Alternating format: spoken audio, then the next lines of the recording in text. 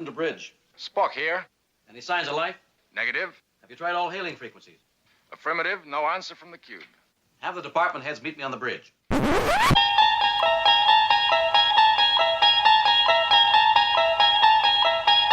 You unlock this door with the key of imagination.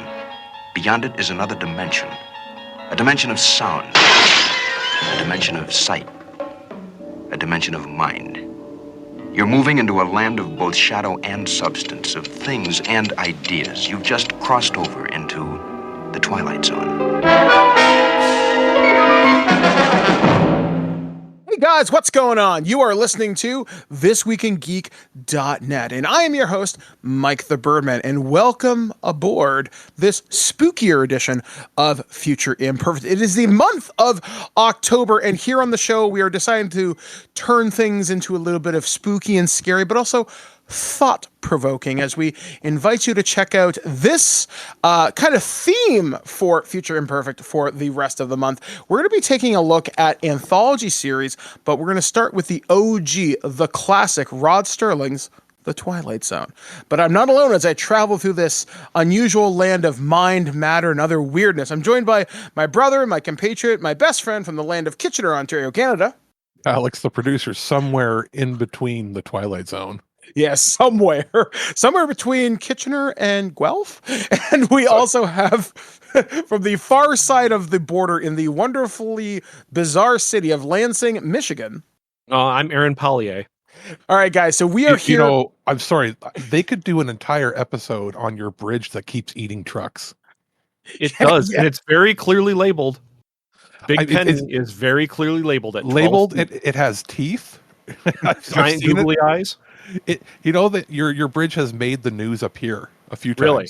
Yes, I remember that actually. I do. You know, it made the news here when there was a gentleman that was drawing art of like Transformers being crushed by it and stuff. Yeah. No, Big Penny's getting close to 100 years old and has been eating trucks for that entire time. Could easily have her own story in the Twilight Zone.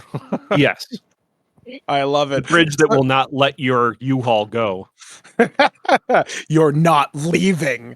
All right, guys. So as you have guessed, we're going to be talking about the OG anthology series, The Twilight Zone. And this was something that Alex suggested to us a couple of weeks ago because anthology TV has been always popular in some form or capacity, with The Twilight Zone being one of the first ones. I myself did not get into The Twilight Zone until many, many, many years later because I had actually my first experience with anthology TV was kind of a weird one, but I used to watch on the Disney Channel, of all places, back when it was on satellite, and I'm pretty sure it was Disney.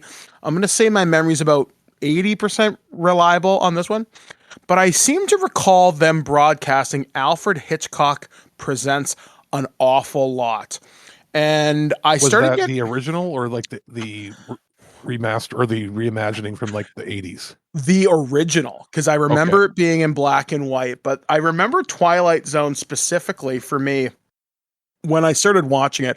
I think I used to catch it on TBS at like 5 o'clock in the morning, just because sometimes I just couldn't sleep when I was a kid. So I would get up and watch TV. And I seem to recall watching Gomer Pyle, UMSC, the Andy Griffith Show. But if I got up early enough, I would always catch one episode of The Twilight Zone. And I can't recall very many of the episodes that I'd seen, but I think I'd seen Aaron's episode because there were parts in that thing that looked really familiar to me. And even yours, Alex, which was that episode of Aaron's episode is, if you count like out of the 100 some odd episodes is that they did. Mm-hmm. Yeah. Count on your hand. It's one of the top 5 that was probably shown.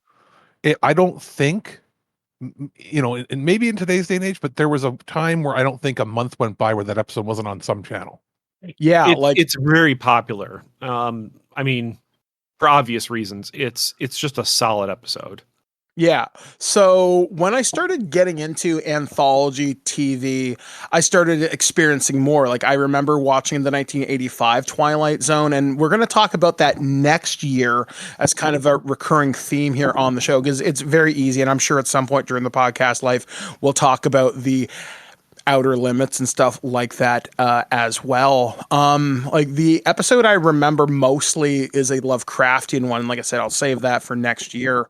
But anthology TV, Alex actually really got me into over the course of our friendship. And I remember one of the first things that he showed me was a bunch of Twilight Zone episodes. One of the first times that we hung out in my apartment here in Guelph, we watched like a bunch of eps because he brought over his Blu-rays. And I'd always seen episodes of The Outer Limits. I remember if we have a television channel up here in Canada, specifically Ontario, called Global, and I seem to recall them playing a shit ton of The Outer Limits on like Wednesday evenings or something. They like sometimes did the original, but for CanCon to get the Canadian content, they put a ton of the was it Showtime had the original or had the remake from the 90s? Mhm. And it was a co-production, I think. So there's like 7 seasons of that. Weird show to put on because there's nudity in it. And it would be on like regular TV here. Yeah, we had Um, that. We had Sci Factor of yeah, the and paranormal, a whatever. lot of the people that worked on like The Outer Limits, the 90s show, will have to do, entire episodes on that because they went on to create the Stargate franchise. Mm-hmm. So you have that. We had other anthologies that aired a lot here. The Twilight Zone from the 80s being one of them. The Twilight Zone, all the Twilight Zones would air on like Space up here, sometimes Showcase, and a couple other channels. They were, great for syndication packages because, with anthologies, they're perfect for that. So we had those. You occasionally had, more obscure ones that would pop up. Was the Boris Karloff one, Thriller?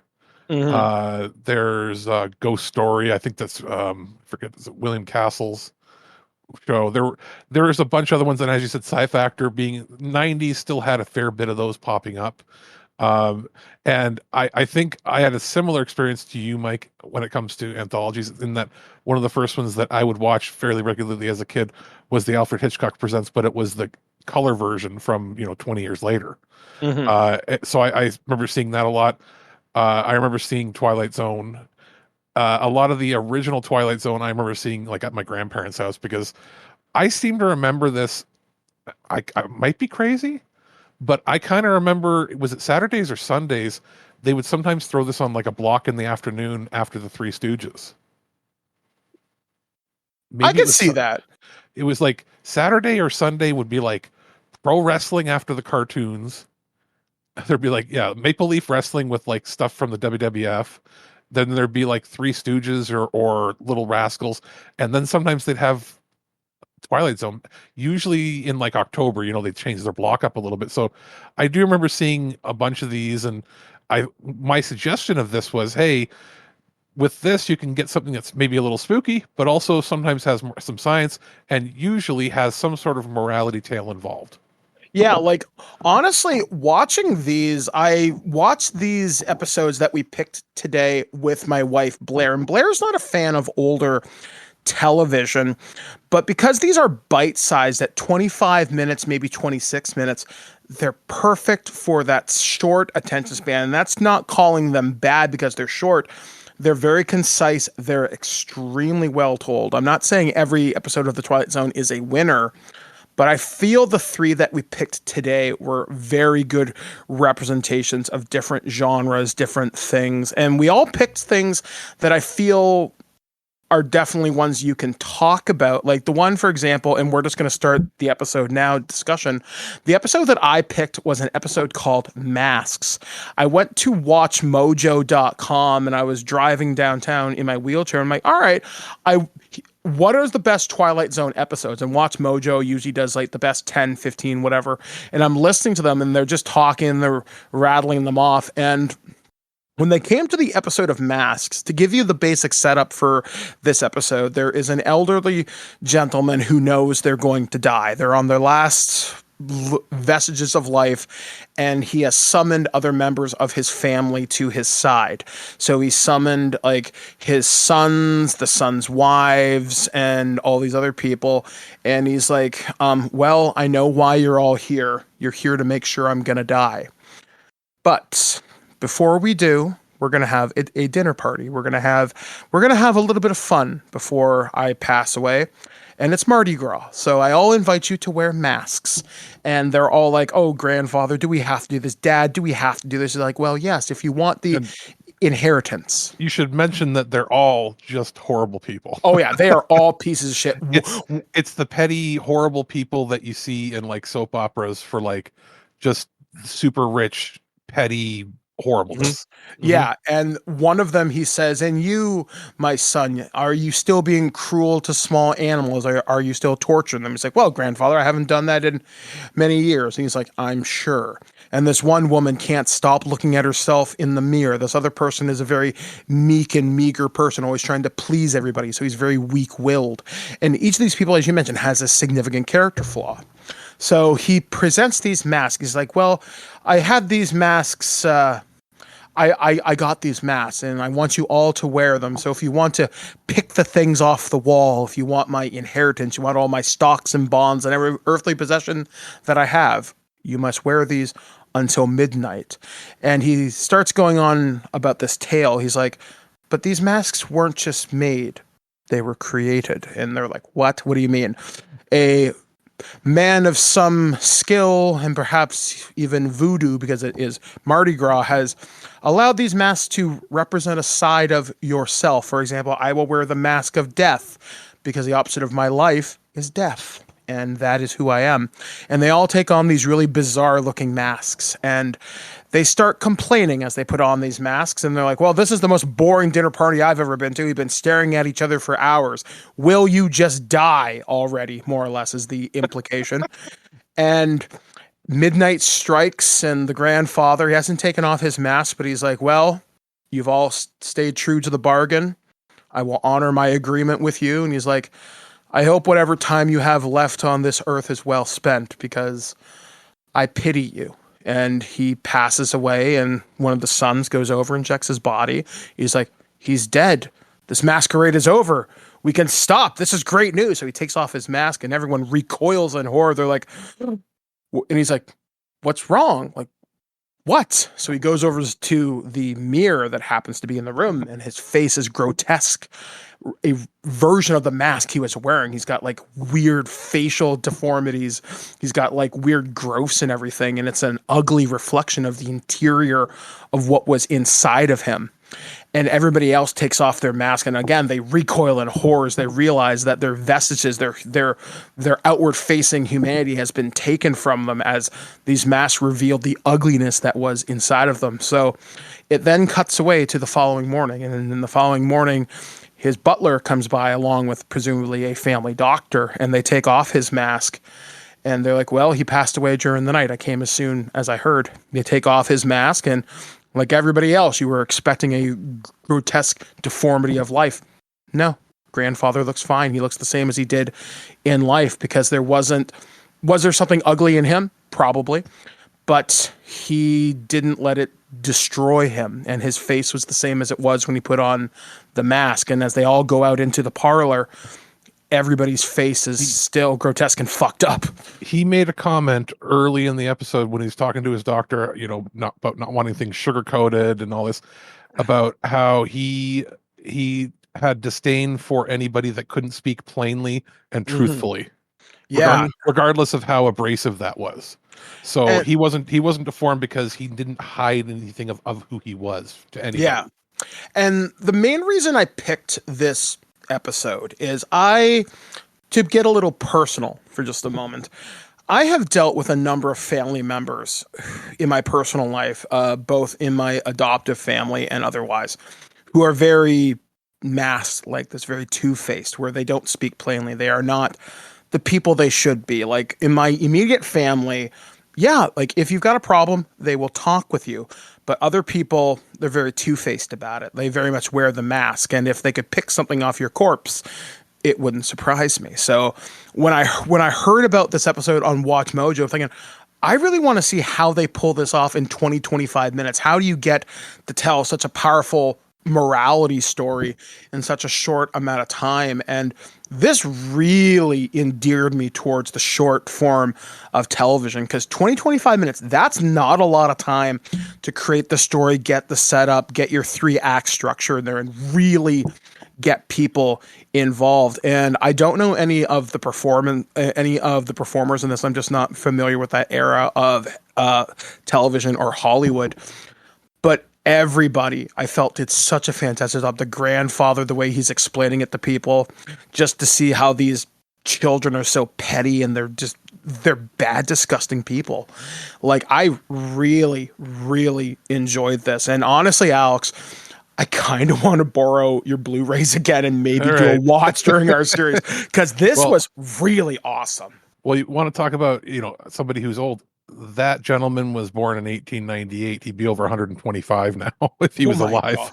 Oh, so wow. that episode aired 60 years ago. So it is always interesting to me to see what they could fit into a half hour, like you said, but also you're dealing with not just the censorship of the era, but how at that point in time, you're only, a handful of years, 5-6 years into actually doing episodes that were pre-recorded, right? Everything before that, a lot of the anthology shows of the 40s and 50s into like 55, 56, they were still just live to air. And if you had a tape copy, it was from a kinescope. So this was one of the first shows where it was filmed more like a movie. So they were able to try to trim it down to the essence and get the best take and use that.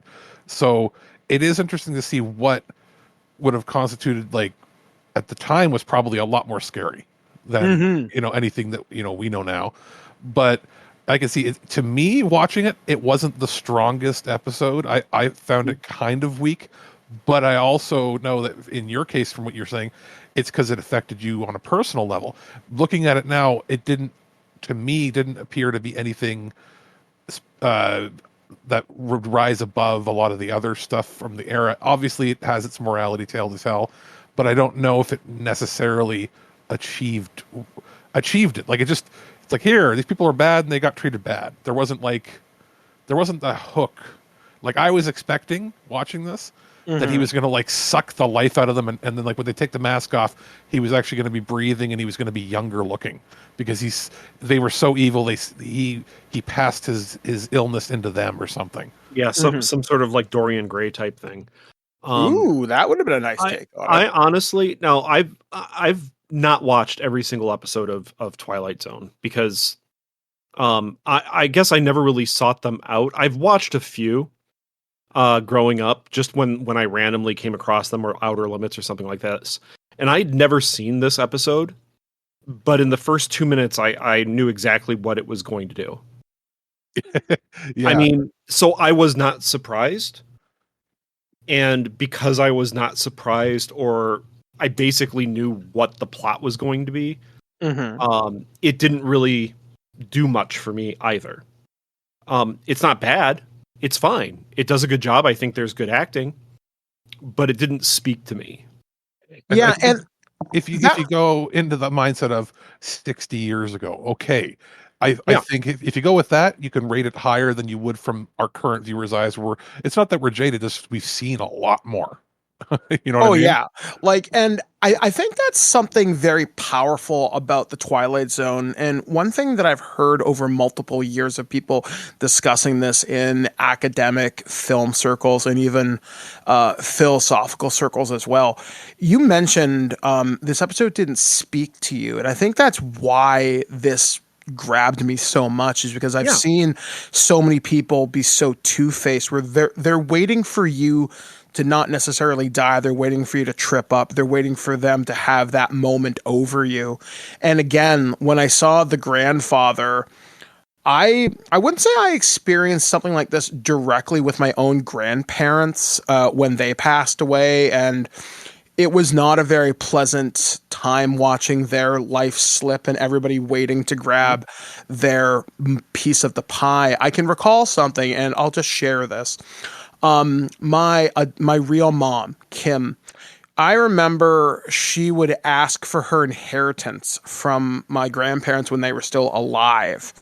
And it seemed really ghoulish to me that she would ask that, thinking like they're not even in, like they're not dead yet. What are you doing? And it was just, you would see greed and malice. I mean, obviously survival has to come in that too. When someone's in a desperate situation, they do what they have to survive. But just seeing that done, like I said, this really spoke to me, like, because I'm thinking, Jesus Christ, I saw this happen. And again, it's just it's so powerful just to have television from that many years ago speak to me now. That's an incredibly well done story. And like I said, I'm sorry you guys didn't get as much out of it as me, because some of the episodes that you guys picked, I didn't necessarily get as much out of either. But maybe during the discussion, maybe I'll have that moment of revelation. So yeah, I guess we will move the piece along here, and let's go to Aaron's pick, because this is an episode that I feel a lot of people know about, but I've never necessarily seen. I know the famous last like 30-40 seconds right at the end, and this almost ties into a more modern show in terms of setting with Fallout. But Aaron, set the table and set the stage for us. Well, yeah, this is a pretty famous episode called Time Enough at Last. It stars Burgess Meredith, and it was written by Rod Serling. In fact, Rod Serling says this is his favorite thing that he ever wrote. So I think it is solid. But Burgess Meredith plays a guy named Henry, and he's a bank teller. He absolutely loves reading. He has these big, thick glasses. He never gets enough time to read because his wife is terrible, just absolutely terrible to him all the time. His boss, like, okay, at the bank, fine, whatever. He doesn't want him reading on the job, but like, he doesn't really ban him from reading during his lunch. It's not like you can do that, but he's like, don't read while you're trying to deal with customers. And Henry tries to make the excuse that, I never get a chance to read at home because my wife takes magazines away from me and newspapers. And she's just terrible. But about halfway through the movie, he's on his break in the bank vault, and nuclear war happens. And he seemingly is the only survivor. And he's walking around. He finds a gun. He's thinking about killing himself at one point. He's talking to himself. It's actually a pretty bleak world, really. He has food. He just doesn't have any company, and he's very bored. He has like half a newspaper that's left. And then he finds the public library filled with books. And now he has all the time in the world to read books. And he breaks his glasses. Yeah. He can't read. And that's, I think a lot of us, if you're our generation, you probably saw it in reruns or watched it with your parents, or your parents talked about it a lot, because this was one of those first season episodes that really was when they were hooking people in. And it was from, again, the era where this was all filmed ahead of time. So this was from the first era where you had reruns that could air. So, during the summer breaks, a lot of the boomer kids were watching these over and over and over again when they would air them during the summer hiatuses. So it became ingrained in society. I think if you didn't have baby boomer parents and you're maybe just a slight bit younger than us, you'd probably know it more from all of the references in other popular media that came over the next 60 years. Like Simpsons and stuff like that. Yeah, The Simpsons is probably the best place with all that Treehouse of Horror stuff. How many episodes of that were taken directly from Twilight Zone episodes? You know what I mean? So this episode stuck with me because it is one of the ones that I watched. And I felt terrible for Henry because he was like a decent person. And his life had basically been suffering because of his love of books and never being able to read. And now the world has ended, and yeah, he's lonely, but he finally gets his chance. And even that's taken away. So I guess the war affects him in the end. The one thing that I recognized watching it for this show, and it just clicked with me, is the stairs to the library. Mhm. Yeah. That's the Eloy City from Time Machine. Oh, It's the exact same stairs. Like they Oh. look exactly the same. I guess it's around the same time period when it was filmed, so they could have easily, yeah. I There- mean, it was immediately recognizable to me. There was something that really stuck with me while I was watching this episode, and it's a bit of the narration. The world has ended. Henry's wandering around in the wastelands of wherever he is. And the narrator pauses for just a moment and he says, and Henry's been on a tour of a graveyard for the last 8 hours. And one of my favorite pieces of fiction is anything post-apocalyptic. And I know me and Aaron have covered stuff like Stalker and Threads. And what was the movie we did that was really disturbing? That was the British movie. Help me out with the name of that. That's Aaron. Threads. Yeah, That's Threads. Yeah, so obviously post-apocalyptic nuclear horror can be terrifying, but it can also be funny when you look at stuff like, say, Fallout, for example, from Amazon, which we reviewed earlier on this year. And I was watching this thinking, that's the one side of the nuclear apocalypse nobody tends to think about. Like, what if you are the only one left? And Henry's wandering around and he's saying, well, I have all the food in the world. I have all the peace and quiet that I want, but it's awfully lonely. And I got to thinking when I heard that line, wandering around a graveyard, I put myself in that mindset for just a moment. And I got to really thinking about this, like sort of stretching those creative writing muscles, thinking that would be so terrifying because eventually it would drive you crazy. It would drive you nuts. And when he finds that gun and he starts thinking, well, they'll probably forgive me for this. And that's a terrifying thought when you really think about this. That's something I really like about the Twilight Zone. Again, it engages you more than just surface thoughts. It's more than just jingling car keys and your latest crime. Yeah, absolutely. Like, it's something that I think a lot of modern television misses the mark from, where it engages, those thoughts, to engage that what if. It's not the stupid latest crime procedural from CBS, nor is it the latest reboot of a property that you probably forgot about. There's something very powerful in almost every Twilight Zone episode I've seen so far, and I'd say I've seen probably 20 grand total over the 150 plus episodes. But finally seeing this iconic episode, like I said, that one line that's always going to stick with me is a tour of a graveyard for the last 8 hours. And then even when he's on the steps of the public library, he's like, oh, I'm going to read this month and this next month.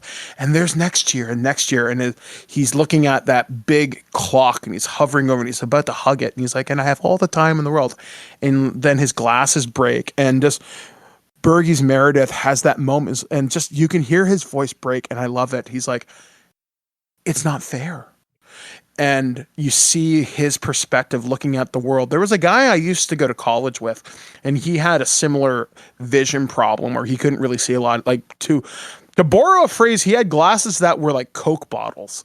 Which and is just pretty much what you saw here. Yeah, and I'm just thinking, to lose your vision like that, and you know, me and Alex are disabled individuals. We know what it's like to have some of our abilities that some people take for granted taken from us, or to have to be limited in that capacity. And Henry wouldn't have the ability to have accessible things like screen readers or anything like that. To have that one thing that brings you so much joy and love to be taken from you. Mm-hmm. It's right. It's not fair, but that's life. I mean, what do you do? I mean, that's a terrible existence to even kind of think about too. Again, to engage those creative muscles. You're in the world all by yourself. Your glasses are gone. You can't see. You can't even yeet yourself if you wanted to. Well, there's other layers here too. Even though it's a half-hour show, you know, it starts out, he wants time to himself. He's never alone. He never gets time alone. Then he's always alone. And then things are going to creep into his head. If he gets hurt, who's going to fix him? If he can't see now, he can't heal himself. He can't protect himself. And you have to take things with a grain of salt. Obviously, there's no radiation in this. Yeah. Otherwise, he should be dead. Everything's blasted. Yeah. The books are fine. The food is apparently fine. It's taking a lot of liberties, but also the audience wasn't going to think of that at that time for the most part, and wouldn't want to have to think about that because Yeah. we got to consider that people were still doing regular air raid bomb drills at this time, Mhm, right? mhm. Like, Yeah. so you didn't necessarily have to put those details in because they were just inferred in your head. You could be like, okay, I can place this aside to enjoy the story. But you've also got to look at it in that they put a lot of details into this. I had seen it, years ago on grainy television, but watching my Blu-ray of it, like when he's like walking around, he's like moving ash off of walls and things. So they put a lot of details in. Yeah, Um, the bodies underneath the debris at the beginning, Mhm. or him yeah, climbing up the stairs. Like, wow. he does. He even though his wife is a piece of work, he still tries to find her, and before Yeah. giving up when he realizes his home is just a crater. And there is one thing that stuck out with me right away at the beginning when Serling's doing his opening narration, Mhm. and this was, I believe, a short story originally written by somebody else, Lynn Venable, but he had adapted the teleplay and obviously made it fit within the constraints of television. But his opening narration, he refers to Henry Bemis as a charter member in the fraternity of dreamers. And that's pretty much what he is. He spent his whole life, dreaming, wanting to be in his books, be away from people. He got his wish, but the monkey's paw thing is he's got his wish, and then now he realizes that he really should have been paying attention to the people around him. Yeah. Not that it would have helped him in the end if he No, just, yeah. no, but Um, it's don't take things for granted is an aspect. There's a lot of things you can pull from the story. well, one of the things Darlene and I always say in like Earth versus Soup episodes is that a good science fiction story should make you think. It should make you think for hours, if not days afterwards. And this is an example of one of those just brief sci-fi stories. Brief, I mean, it barely is science fiction. It's just more of a drama, but it is. It sits there and makes you think. And that's what I think helps make this episode a great one. Is And that it it's going to helps. stick in your head. It also helps that Burgess was a much better actor than I think a lot of people gave him credit for. A lot of people our age just think of him as either Mickey from the Rocky movies or they think of him as the Penguin from the '60s Batman, right? Yeah. Mhm. But he did a few of these episodes, and he did a few. He was one of those staples of anthology television back in the day, and Mhm. you can see it. Like, it's hard to carry a 30-minute episode where you're basically doing 90% of the acting on your own on a shoestring budget. I did kind of laugh at one part though. Mhm.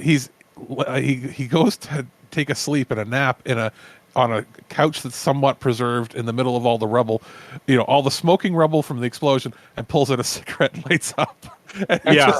in my head I'm thinking, haven't we had enough fire around you for now? Ah. Do you really do you really want to go to sleep with a cigarette in your mouth and then that's how you die, as you burn up on a couch?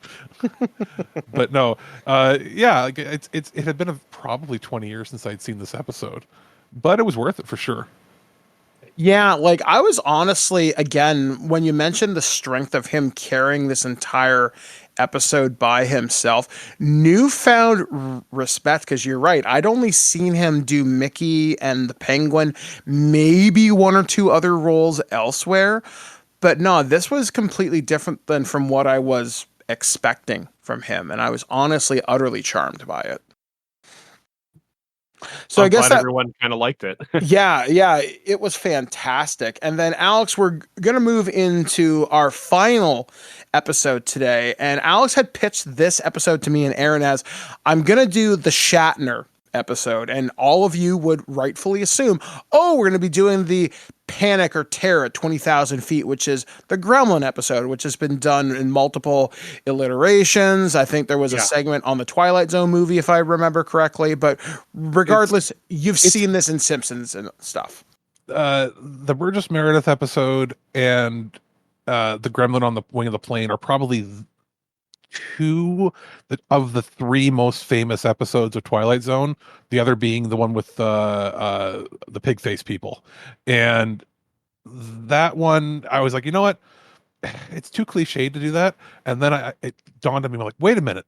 I remember there's a second episode that Shatner did. And it is the other Shatner episode, Nick of Time. Mhm. Now, this, I'm going to assume that neither of you knew that this existed, right? No, No, not at all. I hadn't seen it before. No. Okay, so the basic premise is a young couple are moving out to New York City to take advantage of a new job that this young husband has hoping to get a promotion to, I guess. The husband is played by William Shatner, 6 years before Star Trek, so it's funny seeing Shatner in his 20s Yeah. in a TV show and what's also weird is that he was actually, already pretty well established in his acting chops. Like he didn't come off as rough or anything. He was pretty good here. And they stop in this small Ohio town because their car breaks down, needs to be repaired. They're going to be there for a few hours. They go to a diner. And in this diner, not only is there a jukebox, but at each individual diner table, there's a little fortune teller machine with a little devil head on top of it. And the idea is you ask it very basic questions, yes or no, or whatever you might want to hear your fortune to. You put a penny in, press a button, and it will feed you your answer and give you your fortune. And very quickly, they are happy with the results of what they're asking it. But the more things they ask, the more they become dependent on believing that it has a hold over their actual futures and fortunes. And it starts to drive them mad. They feel compelled, obsessed with asking every little thing. And they feel like they can't leave the town. They can't do anything. And any time that they ask a question and something, bad could happen, they start to panic even more and more. Eventually deciding that, you know what, we're going to have to do a clean break. The car is repaired. We're leaving. We're not going to, be beholden to our superstitions and fears. And we're going to, make our own fate on our trip to New York City. And they leave. And as they leave the diner, another couple that's a little older comes in, very distraught looking, and they start feeding pennies into the machine. And you realize that they've been stuck there for who knows how long because they're so petrified of leaving that they're going to have bad fortune and die or something horrible will befall them. And it fades out to credits as they keep feeding pennies in because they've now been hopelessly lost in their cycle of obsessive compulsive disorder that they cannot leave. Yeah. And I really liked this episode. Yeah, I thought it was because really well done.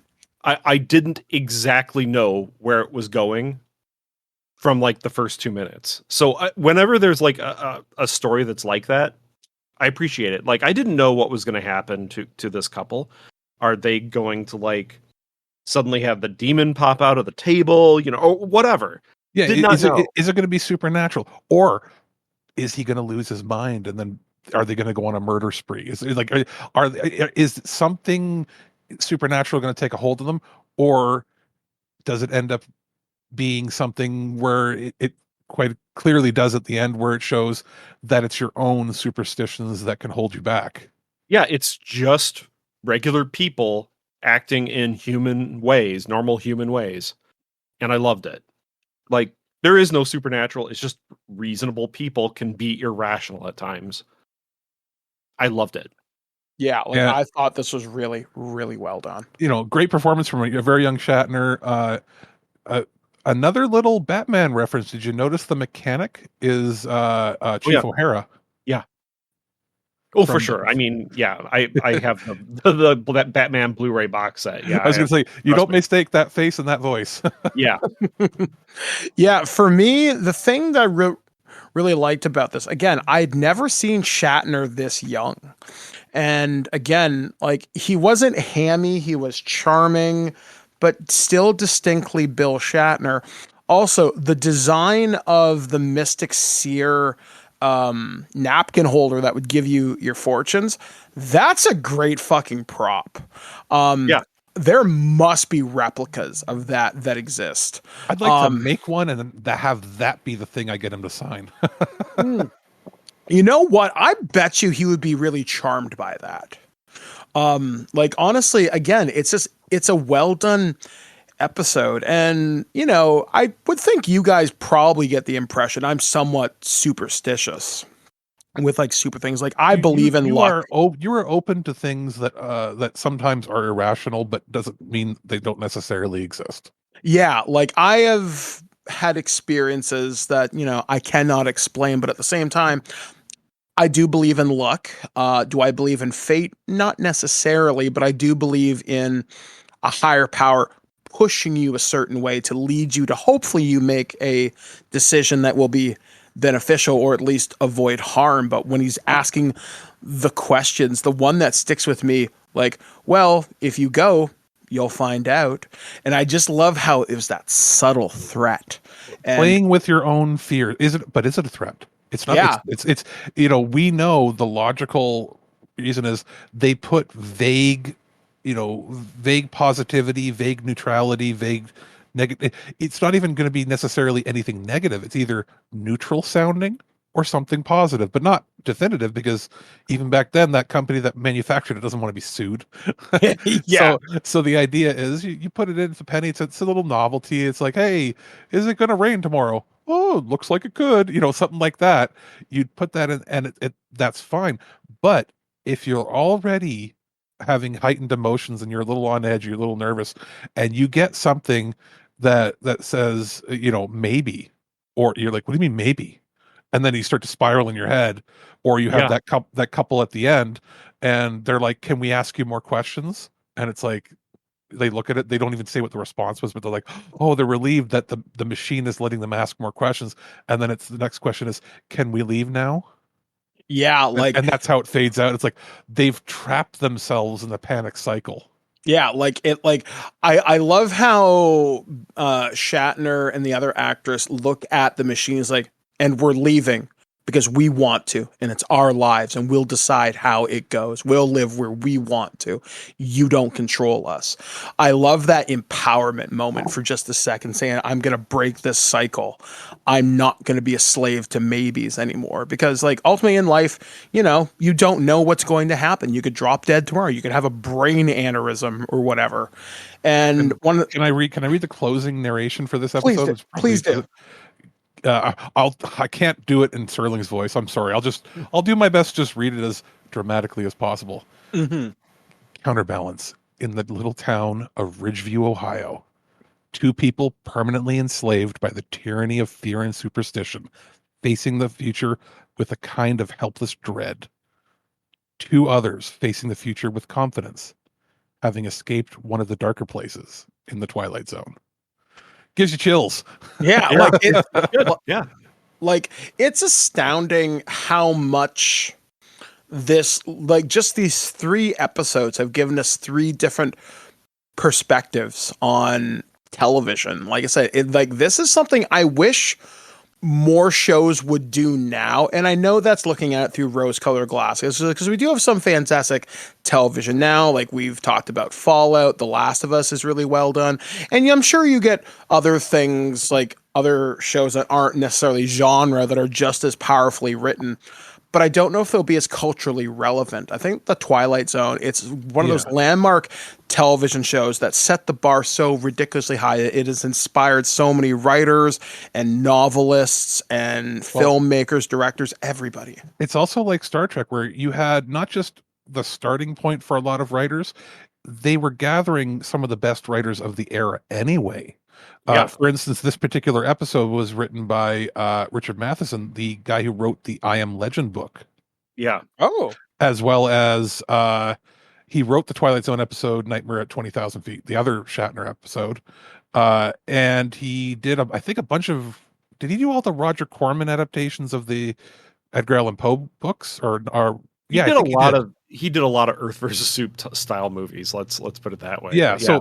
He was already established and they would do that. They would mix in, what if Serling himself wasn't writing teleplays, he would get, good people that were writing a bunch of novellas to come in at a time, that when that was still a little lesser known. You wouldn't necessarily have a lot of established writers do it, but he had that pull to get people to do these stories.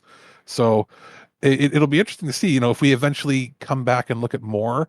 Maybe I'll have to go in and see if there's some like prolific writers that we, had some crossover maybe into Star Trek or something that did some episodes that we could look at.